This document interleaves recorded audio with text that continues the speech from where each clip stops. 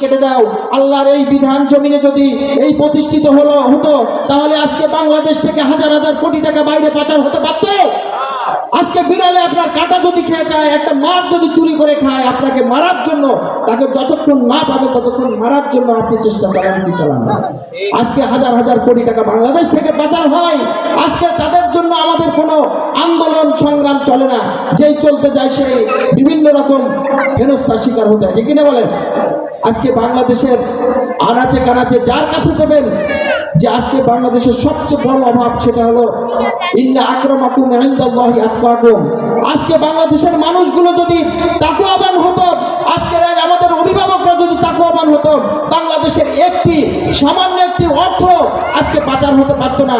আজকে যদি তাদের ভিতর আমানতদারিতা থাকতো, আজকে অভিভাবকরা যদি আলেম ওলামা থাকতো, আজকে যদি অভিভাবকরা যদি আমাদেরকে ইসলামের সমান আদর্শে আদর্শিত থাকতো, আজকে মুসলমানরা দ্রব্যগতির ঊর্ধ্বগতির জন্য আজকে এ পাওনা এ দেনার জন্য আমরা আন্দোলন সংগ্রাম করতে হতো না। ঠিক কিনা বলেন?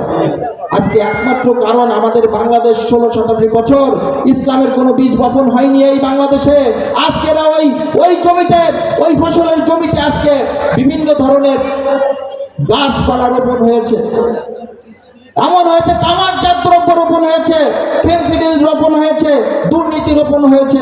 সেখানে আজকে বাংলাদেশে শান্তি পাইতে গেলে, বাংলাদেশে যদি কোনোভাবে শান্তি আসতে হয়, একমাত্র পথ হলো ইসলামের পথ। এবং ইসলামী রাষ্ট্র ব্যবস্থা যদি যতক্ষণ পর্যন্ত চালু না হয় এই বাংলাদেশে, তাহলে বাংলাদেশের মানুষ ধুঁকতে থাকবে।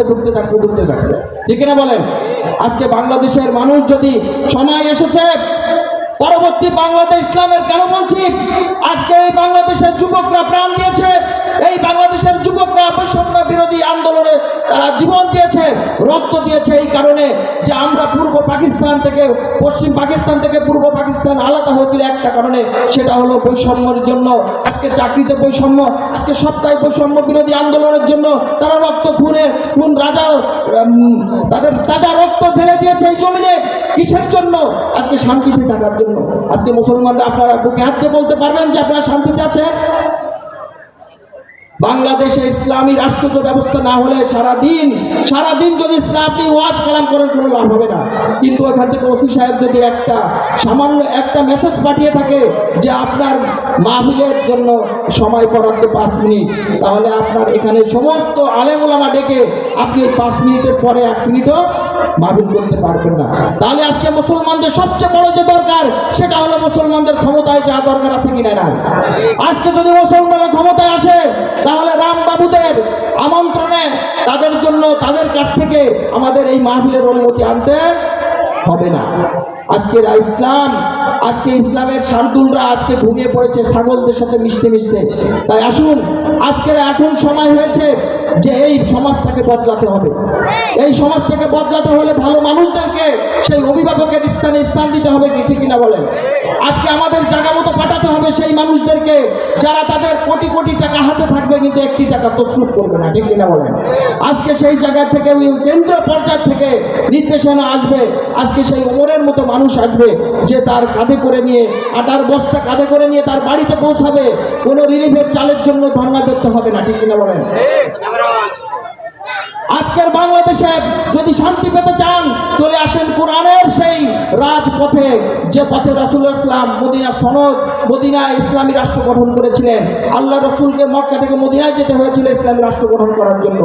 আজকে যারা ওই মুসলমানরাই বলে ইসলামের আমাদের যে মানুষ ইসলামকে শুধুমাত্র ধর্মীয় নেতা হিসেবে মেনে নিয়েছি, কিন্তু রাজনৈতিক নেতা হিসেবে মানতে পারি না, এই বিধায় আজকে মুসলমানদের এই করুণ দুর্দশা। আমরা শুধুমাত্র মুসলমানদের জানি নামাজ পড়বে, হজ করবে, যাকাত করবে, কিন্তু এই ইকামতের দিনের দায়িত্ব তাদের ভিতর নাই। ইকামতের দায়িত্বকে ফেরেশতারা এসে করে দেবে আমাদের। আজকে ইকামতের দিনের দায়িত্ব আমাদের নিজেদের হাতে নিতে হবে। এই ঝান্ডা, ইসলামের ঝান্ডা উড়াতে হলে আজকে রাজপথে আমাদের রক্ত দিতে হবে। আজকে রাজপথে আসতে গেলে, আমাদের পরবর্তী প্রজন্মকে একটি সুন্দর ভবিষ্যৎ দিতে গেলে আজকে আমাদের ইসলামকে ক্ষমতায় আনতে হবে। ঠিক কিনা বলেন? ইসলামের সেই রাজত্ব, সেই ইসলামের মদিনার সেই সুন্দর একটি সুজলা সুফলা সেই বাংলাদেশ আমাদের হবে, সেই আশা কামনা করি কিনা।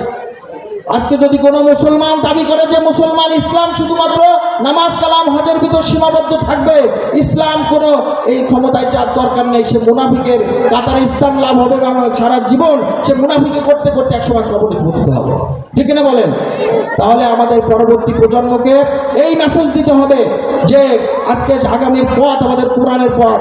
অনেক বছর আমরা নির্যাতন নিষ্পেষণের শিকার হয়েছি, আর মুসলমান আলেমরা কোনো ফাঁসির কাস্তে ঝুলতে রাজি নয়।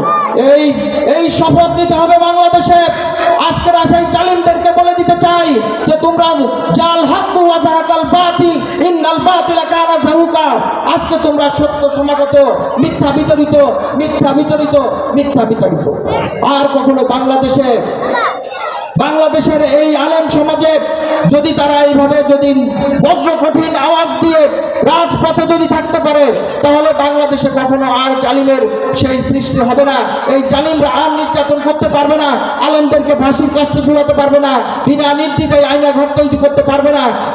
বছরের পর বছর ধরে স্ত্রী তার স্বামী ছাড়া থাকতে হবে না, বছরের পর ধরে সন্তান হারা, তার পিতা হারা সন্তান সেভাবে থাকতে হবে না।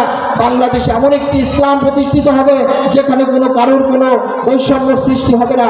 আজকে সেই বাংলাদেশ দেখে যেতে চাই কিনা সবাইকে দীপ্ত কণ্ঠে শপথ নিতে হবে যে আজকে ভালো করে শুনে রাখো, শুধুমাত্র ইসলাম মুসলমানরা শুধুমাত্র তসবি টেপে না, মুসলমানরা রাজপথ কাঁপিয়ে যারা ইসলামের জন্য, যারা জীবন দেয় ইসলামের জন্য এবং ইসলামী রাষ্ট্রের জন্য তারা প্রস্তুত হয়ে আছে।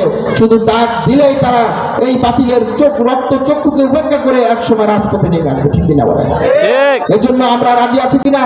আমরা সবাই বলি ইল্লাহি তাকবীর, আল্লাহু আকবার, ইল্লাহি তাকবীর, আল্লাহু আকবার। আল কোরআনের আলো সংসদে যাও, আল কোরআনের আলো সংসদে জালো, আল হাদিসের আলো সংসদে জালো। মন দিয়ে বলেছেন তো? ইনশাআল্লাহ আল্লাহ যেন আমাদেরকে জীবনের শেষ মুহূর্তে আল্লাহ যেন একটি ইসলামী রাষ্ট্রের সেই রূপরেখা দেখে যেতে পারি।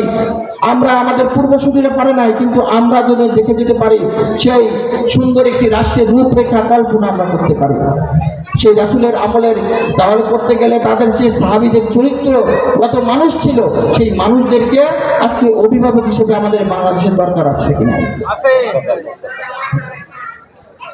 তাহলে সম্মানিত হাজিরিন, আমি আপনাদের সামনে প্রথম থেকে এ পর্যন্ত যে কথাগুলো বললাম, আজকের যে কথাগুলো আমাকে সহ আজকে আশেপাশে যারা আছে সবাইকে মেনে চলার তৌফিক দান করেন। সবাই বলেন আমিন।